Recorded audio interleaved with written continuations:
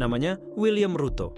Tahun 80-an, waktu dia masih kuliah di University of Nairobi, teman-temannya sibuk ngejar nilai, dia malah sibuk ngejar pelanggan. Modal awalnya, beberapa ekor ayam sama bondo nekat. Dia jualan ke orang-orang yang lagi lewat. Orang lain ngelihat ayam cuma buat makan, dia udah mikir, ini bisnis. Bisnis jualan ayam. Lama-lama, bisnis kecil itu berkembang. Bukan cuma jualan ayam goreng buat ibu-ibu rumah tangga, dia mulai suplai ke hotel dan restoran besar. Dari sini, dia belajar banyak soal rantai pasok, gimana ngelola stok ayam, dan yang penting, dia paham kalau bisnis itu bukan cuma soal jualan, tapi soal bikin sistem kerja yang solid dan prosesnya lancar. Kemudian, loncat ke tahun 90-an, Ruto mulai coba masuk bisnis properti.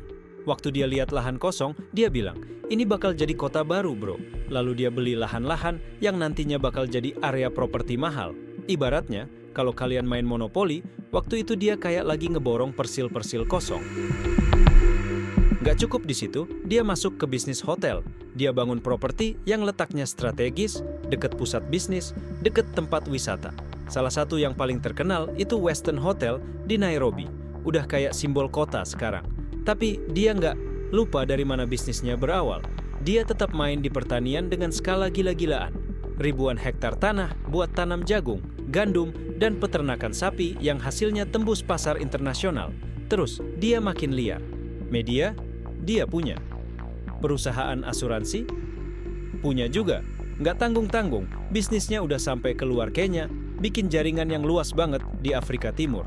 Tapi ya, ada juga yang nyinyir soal cara dia dapetin kekayaan, terutama soal tanah yang katanya bermasalah secara hukum. Tapi namanya orang sukses, pasti ada aja yang nyinyir kan? Perjalanan bisnis William Ruto berlanjut ke dunia politik di tahun 1997. Dia jadi anggota parlemen yang kemudian membawa pada terpilihnya dia jadi presiden Kenya di tahun 2022.